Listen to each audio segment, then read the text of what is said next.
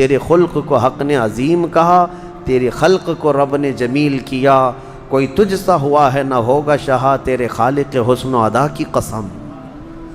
نبی پاک صلی اللہ تعالیٰ علیہ وسلم کی سیرت کو اللہ نے سب سے عظیم کہا، خلق، اور خلق یعنی حضور کی صورت کو بھی سب سے خوبصورت کیا۔ نہ حضور کی صورت جیسا کوئی ہے، نہ حضور کی سیرت جیسا کوئی ہے۔ آؤ میں آپ کو بتاؤں، ام المومنین عائشہ صدیقہ رضی اللہ تعالیٰ عنہا سے پوچھا گیا، ماں آپ بتائیں رسول اللہ صلی اللہ علیہ وسلم کے اخلاق کیسے تھے؟ حضرت عائشہ صدیقہ فرماتی ہیں، کان خلقہ القرآن، ان کے اخلاق تو پورا قرآن ہے۔ حضور صلی اللہ علیہ وسلم کے اخلاق قرآن ہے۔ حضرت عائشہ فرماتی ہیں قرآن حضور کے اخلاق ہیں، پورے ہیں۔ میں یہ کہتا ہوں اپنے تو اپنے، غیر بھی اس بات سے متاثر ہیں کہ نبی پاک صلی اللہ علیہ وسلم کے اخلاق کوئی بناوٹی اخلاق نہیں تھے۔ آپ کے کردار، آپ کا کیریکٹر جو ہے وہ کوئی تکلف سے، تصنع سے آنے والا نہیں تھا، یہ نیچرلی اللہ تعالیٰ نے اس اعلیٰ اخلاق پر آپ کو پیدا کیا تھا۔ آپ عربوں میں جو حضور کے جانی دشمن تھے، ان سے بھی اگر کوئی چیز پوچھ لیں بتا دیں گے۔ اس زمانے کے جو مکہ کے کفار جو جان کے درپے تھے، تلواریں سونتے کھڑے رہتے تھے کہ قتل کر دیں، لیکن ان سے پوچھیں کیا محمد صلی اللہ تعالیٰ علیہ وسلم کے اخلاق کیا ہیں، تو وہ کہتے ہیں ہماری دشمنی اپنی جگہ پر، لیکن آج تک ہم نے کبھی ان کو جھوٹ بولتے نہیں سنا، نہ کبھی امانت میں خیانت کیا، نہ کسی کو فحش بات کرتے ہوئے دیکھا، نہ کسی کو گالی دیا، نہ کبھی وعدہ خلافی کیا، نہ کسی کو ترچھی نگاہ سے دیکھا، نہ کسی کے ساتھ ظلم کیا۔ یہ حضور کے اخلاق ہیں۔ نبی پاک صلی اللہ علیہ وسلم نے امت کو یہ تعلیم دی، جو ہمارے چھوٹوں پر رحم نہیں کرتا اور بڑوں کی عزت نہیں کرتا وہ ہم میں سے نہیں ہے۔ یہ اخلاق نہیں ہے تو اور کیا ہے؟ یہ اعلیٰ کردار ہیں نبی پاک صلی اللہ علیہ وسلم کے۔ حضرت سلمان فارسی رضی اللہ تعالیٰ عنہ ایک بار استنجا کے لیے بیٹھے ہوئے تھے، یہودی دیکھ کر کے مذاق اڑا رہے تھے۔ حضرت سلمان فارسی رضی اللہ تعالیٰ عنہ ڈھیلا استعمال فرما رہے تھے اپنے استنجا کو سکھانے کے لیے۔ یہودی کہنے لگے یہ کیا طریقہ ہے؟ تو حضرت سلمان فارسی نے کہا کہ ہاں، ہمیں رسول اللہ صلی اللہ علیہ وسلم نے اس بات کی تعلیم دی ہے کہ استنجا کو ہم یا تو ڈھیلے سے، پتھر سے یا پانی سے سکھا لیں، دھو لیں۔ یہودی ہنسنے لگے، ٹھٹا مار کر کے کہنے لگے اچھا تمہارے رسول کے پاس تم استنجا کے مسئلے بھی وہ بتا دیتے ہیں، یعنی یہ مسئلے ایسے ہیں جس کو وہ سمجھتے ہیں کہ عیب ہے اس کو بتانا۔ حضرت سلمان فارسی رضی اللہ تعالیٰ عنہ نے فرمایا ہاں، قسم ہے اس رب کی جس نے میرے رسول کو حق کے ساتھ بھیجا، انہوں نے ہماری زندگی کے کسی بھی مسئلے کو چھپایا نہیں، ہر چیز ہمیں بتا کر واضح ہدایت عطا فرمائی ہے۔ اور اسلام ہے جو کسی مسئلے کو چھپاتا نہیں، اور نہ ہی اس میں کوئی شرم و حیا کی بات ہے۔ غلط کاریوں میں پڑنے سے تو بہتر ہے کہ مسئلے کی حقیقت معلوم ہو جائے لوگوں کو۔ میں آج بھی یہ کہتا ہوں کہ مردوں کے لیے مخصوص مسائل، عورتوں کے لیے مخصوص مسائل دوسرے قوموں میں ڈھونڈ کر کے لا کر کے دکھا دیں۔ حیض کے مسائل، نفاس کے مسائل، استحاضہ کے مسائل، یہ عورتوں کے پرسنل مسائل ہوا کرتے ہیں، لیکن شریعت نے اس کو واضح طریقے سے بیان کیا ہے، پورا بیان کر کے رکھا ہے کہ کہیں کوئی انجانے میں گمراہ نہ ہو جائے اور کچھ کا کچھ نہ کرے۔ یہ اعلیٰ اخلاق پر آیا ہوا دین ہے، نبی پاک صلی اللہ تعالیٰ علیہ وسلم کے اخلاق۔ لیکن افسوس یہ ہے کہ ان کی قوم، ان کی امت آج بد اخلاق ہو رہی ہے۔ افسوس اس بات کا ہے، المیہ اس بات کا ہے کہ نبی پاک صلی اللہ تعالیٰ علیہ وسلم کے جو نام لیوا ہیں یہ ان کے اخلاق کی بجائے کسی اور کے اخلاق کے پیچھے پڑ گئے۔ ابھی پرسنالٹی ڈیولپمنٹ کے لیے اور اچھے عمدہ کیریکٹر سیکھنے کے لیے لوگ جو ہے کلاسز جوائن کرتے ہیں، وہاں کلاسز میں سکھائے جاتے ہیں کہ تمہیں کس طرح لوگوں سے ملنا چاہیے، ہینڈ شیک کیسے کرنی چاہیے، بیٹھیں تو کیسے بیٹھیں، کھانے کے وقت کتنے چمچ ہونا چاہیے، ہاتھ کیسے رکھنی چاہیے، یہ سب آج سکھایا جا رہا ہے۔ لیکن مجھے افسوس اس بات کا ہے کہ ہمارے بچے ان لوگوں سے اخلاق سیکھنے جا رہے ہیں جن کو پیشاب کا طریقہ بھی نہیں معلوم، ہاں کھڑے ہو کر کے پیشاب کر کے آ جاتے ہیں اور یہاں اخلاق سکھا رہے ہوتے ہیں، اخلاق سکھا رہے ہیں اور لوگوں کو یہ بتا رہے ہیں کہ ایک اچھے کیریکٹر، گڈ مینرز پتہ نہیں کیا کیا الفاظ دے کر کے. مجھے افسوس اس قوم پر ہے کہ جس کے لیے قرآن کہہ رہا ہے وَإِنَّكَ لَعَلَىٰ خُلُقٍ عَظِيمٍ. محبوب ہم آپ کو سب سے بلند اخلاق پر بنائے ہیں. کاش تم دیکھ لیے ہوتے نبی پاک صلی اللہ علیہ وسلم کے اخلاق کو. اسی میں عزت ہے میرے عزیزو، اسی میں عزت ہے. کچھ لوگوں نے آج ایسا سمجھ لیا ہے کہ حضور کے اخلاق، حضور کے کردار بہت پرانے ہو گئے. اس زمانے کے اگر طور طریقوں پر ہم چلیں گے تو پتہ نہیں اب نئی دنیا میں ہم کو کیا سمجھیں گے. ملا بولیں گے، مولوی بولیں گے. یہ تمہاری خام خیالی ہے، شیطانی وسوسہ ہے تمہارا. ہر زمانے میں میرے مصطفیٰ کے اخلاق اعلیٰ ہیں، لیکن بس اس کو سینے سے لگانے والا ہونا چاہیے. وہ جہاں جائے. ہم نے آج دیکھا ہے کہ افغان کے وہ مولوی لوگ، ان کی پگڑیاں، ان کے کرتے پیجامے ہیں، لیکن ہم نے یہ بھی دیکھا کہ وقت کا سپر پاور بھی گھٹنے ٹیک کر ان سے مذاکرات کرنے پر مجبور ہے. ہاں، وہ افغان کے مولوی لوگ کہیں یہ نہیں کہ امریکہ سے، رشیا سے مذاکرات کرنا ہے، ڈائلاگ ہے تو تھوڑا سوٹ بوٹ پہن کر کے جاتے ہیں. نہیں، وہ اپنے اسی پرانے لباس میں ہی جاتے ہیں. یہ اچھی شناخت لے کر جاتے ہیں، اپنی آئیڈینٹیٹی لے کر کے جاتے ہیں. میاں جب دنیا اپنی شناخت کے ساتھ آتی ہے تو ہم اپنی شناخت کے ساتھ کیوں نہ جائیں؟ میں اس پر آپ کے ہاں شدت تو کبھی نہیں کیا، لیکن یہ ضرور کہتا ہوں کہ عشق کا تقاضا ہے، محبت کا تقاضا ہے، اپنے حبیب کے چہرے کو سجایا جائے. اور حضور صلی اللہ تعالیٰ علیہ وسلم کے اخلاق میں جو عزت ہے وہ دنیا میں کسی بھی چیز میں عزت نہیں ملے گی. تمہاری عزت وہیں پر ہے. آج انگریز ننگے گھوم کر کے فخر کرتے ہیں، تم اپنے نبی کے اخلاق پر کیوں نہیں فخر کر سکتے؟ اور نوجوانوں کو میں ایک جملہ کہتا ہوں، آج لوگ چوٹی رکھ کر کے شرماتے نہیں، تمہیں داڑھی رکھنے میں کیوں شرم ہے؟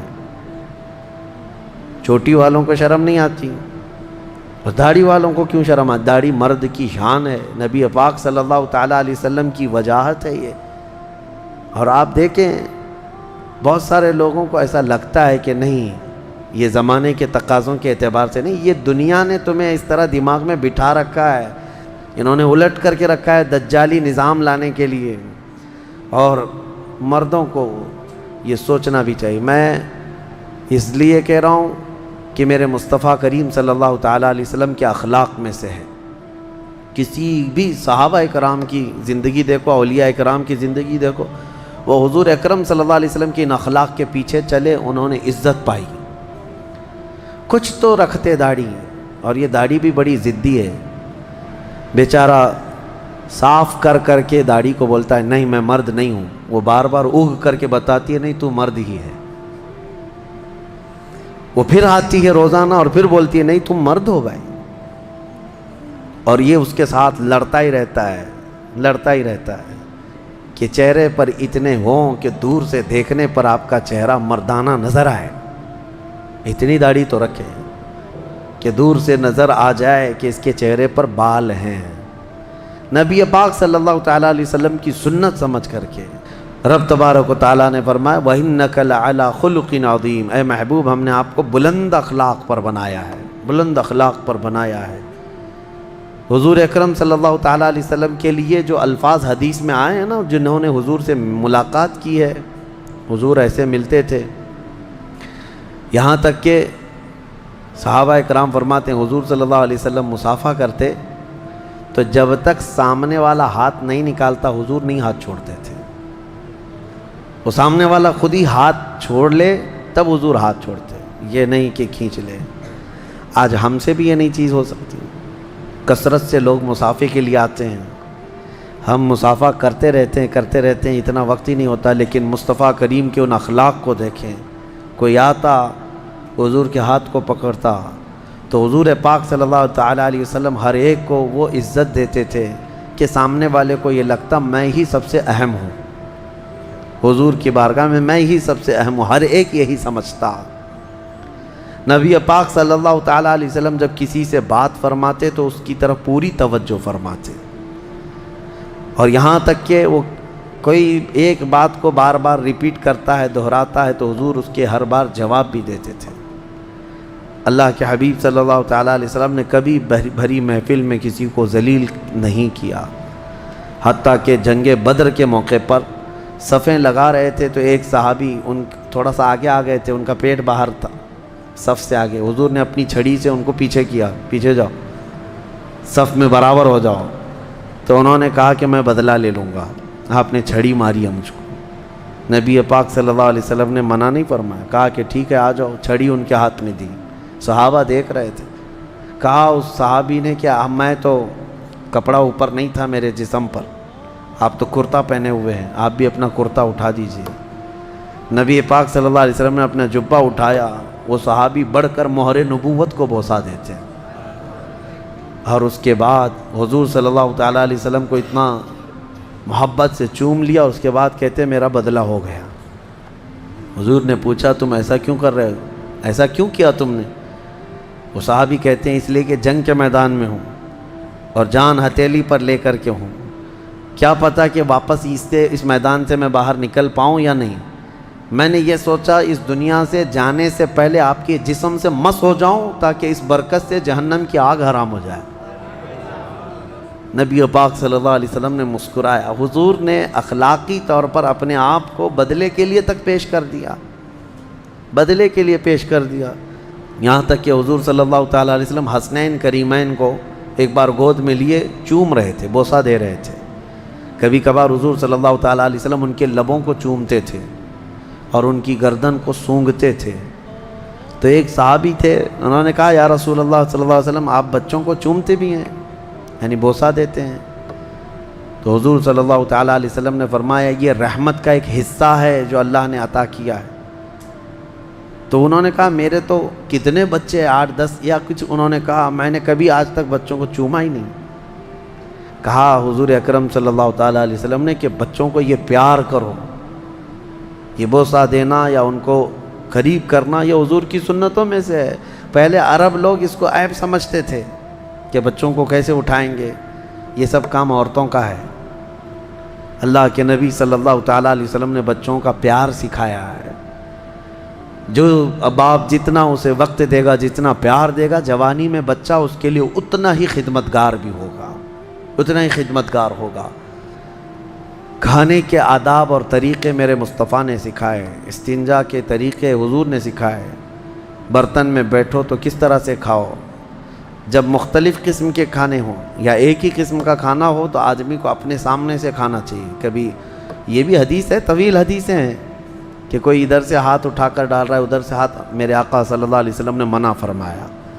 مختلف قسم کے کھانے ہوں الگ الگ تو الگ الگ جگہ سے اٹھا کے کھائیں، لیکن ایک ہی کھانا رکھا ہو تو ایک ہی جگہ سے آدمی ہاتھ اٹھا کر کھائے۔ بیٹھنے کا طریقہ حضور نے بتایا کہ کھانے پر کس طرح بیٹھے۔ استنجا میں بیٹھنے کے طریقے بھی حضور نے بتایا، یہ جسمانی اعتبار سے بھی تمہارے لیے کتنے مفید ہیں۔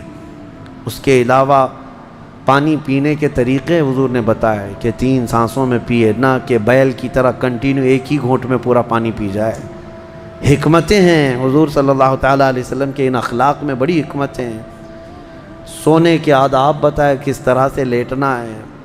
یہ آج کون تربیت دیتا ہے، کون بتاتا ہے؟ ایک ایک چیز بچپن سے لے کر کے بڑھاپے تک ہر مرحلے میں اللہ کے نبی صلی اللہ تعالیٰ علیہ وسلم نے بہترین اخلاق دیے ہیں، بہترین اخلاق دیے۔ اور لوگوں کو بہت سارے میدان ہیں جس میں اللہ کے نبی صلی اللہ تعالیٰ علیہ وسلم نے اپنے اخلاق سکھائے ہیں، کیا کیا کہیں، بس یہی ہے جو اعلیٰ حضرت فاضل بریلوی نے فرمایا، یا رسول اللہ تیرے خلق کو رب نے عظیم کیا، تیرے خلق کو رب نے جمیل کیا، کوئی تجھ سا ہوا ہے نہ ہوگا شہا، تیرے خالق حسن و ادا کی قسم۔ اور اس کے بعد اسی سورہ قلم میں اللہ تعالیٰ نے ایک شخص کی مذمت میں 10 برائیاں گنائی ہیں، ولید بن مغیرہ، اس نے حضور صلی اللہ علیہ وسلم کی گستاخی کی تھی، حضور کو برا بھلا کہتا تھا، گالیاں دیتا تھا۔ تو حضور اکرم صلی اللہ تعالیٰ علیہ وسلم کو اس کی باتیں بری لگیں، شاق گزری، تو اللہ تعالیٰ نے آیتیں نازل فرمائی، جھٹلانے والوں کی پیروی نہ کریں اے میرے رسول، ان کی مت سنیں، کثرت سے قسم کھانے والا، جھوٹا آدمی، اور کئی برائیاں اللہ تعالیٰ نے گنائی۔ اس میں ایک برائی تھی عتل بعد ذلک زنیم، یہ زنا سے پیدا ہوا آدمی، ولید بن مغیرہ کے بارے میں۔ جب یہ آیتیں اتری تو اس کو لوگوں نے بتایا کہ تیرے متعلق تو قرآن میں خرابیاں آ گئی، تیری برائیاں گنائیں۔ پھر کہا کہ 9 تو میں جانتا ہوں ہے میرے اندر، یہ جو ہے 9 تو مجھے معلوم ہے، یہ 10ویں کہ میں زنا سے پیدا ہوا ہوں، یہ کیسے؟ دوڑتا ہوا پھر آیا اپنے گھر میں اپنی ماں کو، اور اپنی ماں کو گرا کر کے سینے پر چڑھ کر بیٹھ کر پوچھنے لگا، بتا سچ سچ بتا میں کس کا بیٹا ہوں؟ اس کی ماں نے بہت اچھا جواب دیا، کہا تو اگر صحیح باپ کا ہوتا تو اپنی ماں کے سینے پہ نہیں بیٹھتا، حقیقت میں تو اپنے باپ کے نام سے جو مشہور ہے اس کا نہیں ہے، جنگل میں ایک چرواہا تھا، اس سے میں نے زنا کر لیا تھا، مجھ سے ہو گئی تھی بدکاری اور اسی سے تو پیدا ہوا ہے۔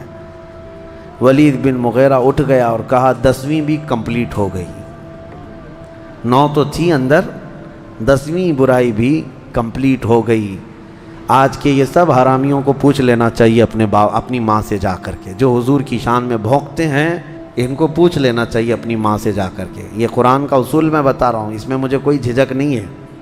اسی لیے میرے عزیزو، آپ اس بات کو سمجھ کر کے چلیں کہ نبی پاک صلی اللہ تعالیٰ علیہ وسلم کی شان میں بھونکنے والے یہ ایسے ہی لوگ ہیں جن کا نطفہ ثابت نہیں ہے، جن کا نسب ثابت نہیں ہے، جن کی اصل میں خطا ہے، ورنہ حلال بندہ حضور اکرم صلی اللہ تعالیٰ علیہ وسلم کے ہر اخلاق پر قربان جاتا ہے کہ حضور کی شان میں جب کبھی حملہ ہو، نبی پاک صلی اللہ علیہ وسلم کی جب کبھی کوئی گستاخی کرے تو اس گستاخ کا جواب دینا، توجہ، اس گستاخ کا جواب دینا عام آدمی کی نہیں بلکہ یہ اللہ رب العزت کی سنت مبارکہ ہے، اللہ کی سنت مبارکہ ہے۔ ناموس رسالت کی حفاظت اور رسول پاک صلی اللہ تعالیٰ علیہ وسلم کی عزت کی پہرے داری اور دشمنان رسول کو منہ توڑ جواب دینا، یہ اللہ کی سنت مبارکہ ہے۔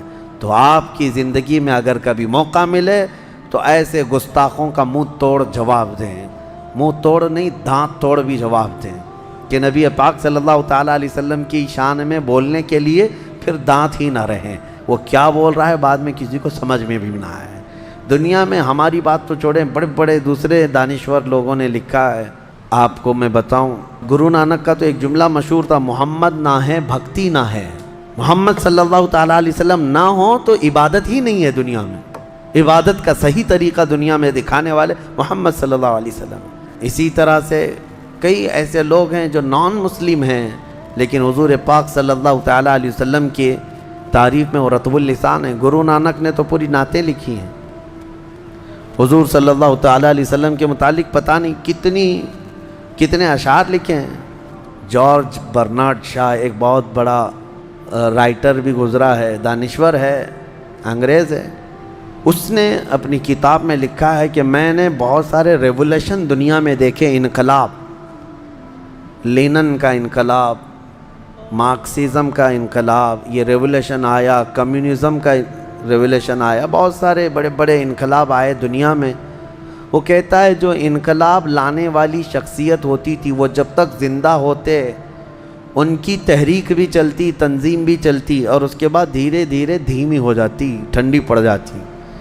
جو انقلاب لانے والے لوگ تھے وہ جاتے ہیں تو تنظیم ٹھنڈی پڑ جاتی ہے، تحریک ختم ہونے لگتی ہے۔ اور وہ کہتا ہے میں نے صرف ایک ریولیوشن دیکھا ہے جو مدینے سے نکلا تھا، ایک انقلاب دیکھا جو مدینے سے نکلا تھا اور پوری دنیا میں پھیلا تھا، اور اس کے بانی محمد صلی اللہ علیہ وسلم، اس کے فاؤنڈر محمد صلی اللہ علیہ وسلم دنیا سے پردہ تو کر گئے لیکن ان کا لایا ہوا ریولیوشن، ان کا لایا ہوا انقلاب 14 صدیوں کے بعد بھی ٹھنڈا نہیں پڑتا، روز بڑھتا ہی جاتا ہے۔ آج تک کسی اور انقلاب میں اتنا اثر نہیں دیکھا کہ اتنے لانگ ٹائم پر کسی بانی کا اثر پایا جاتا ہو۔ یہ ہم نہیں کہہ رہے، یہ مسلمان نہیں ہے، جس نے لکھا ہے وہ جارج برنارڈ شاہ، یہ انگریزوں کا رائٹر ہے۔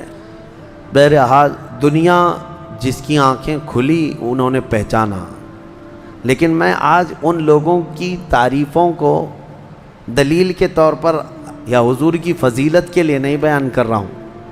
حضور پاک کی فضیلت کے لیے حسان بن ثابت بھی ہیں، حضور کی تعریف کرنے والوں میں امام شرف الدین بوصیری بھی ہیں۔ ان لوگوں کی تعریف کیے ہوئے الفاظ اور ان کے نام میں آج اس لیے گنا رہا ہوں. الفضل لما شہید بہ الاعداء، عربی میں مقولہ مشہور ہے کہ فضیلت اس کی بہت ہے جس کے دشمن بھی گواہی دے رہے ہوں، جس کے دشمن بھی گواہی دے رہے ہوں، اس کی فضیلت ہے. ورنہ نبی پاک صلی اللہ تعالیٰ علیہ وسلم کی تعریف کے لیے انسان تو انسان ہے، خلاق کائنات خود قرآن میں اپنے حبیب کی تعریف بیان کر رہا ہے. وَرَفَعْنَا لَكَ ذِكْرَكَ إِنَّا أَعْطَيْنَاكَ الْكَوْثَرَ، یہ سب نبی کی شان میں تو اللہ نے فرمایا. ایک دو نہیں، کئی آیتیں ہیں، کئی آیتیں جو ڈیفنس میں اللہ نے اتاری. ابو لہب نے کہا تھا محمد تمہارے دونوں ہاتھ ٹوٹ جائیں، تباً لک یا محمد، نعوذ باللہ. ابو لہب نے یہ کہا حضور کو گراں گزری یہ بات، تو اللہ نے ڈیفنس میں جواب میں فرمایا آپ کے نہیں، تبت یدا ابی لہب و تب، ابو لہب کے دونوں ہاتھ برباد ہو جائیں.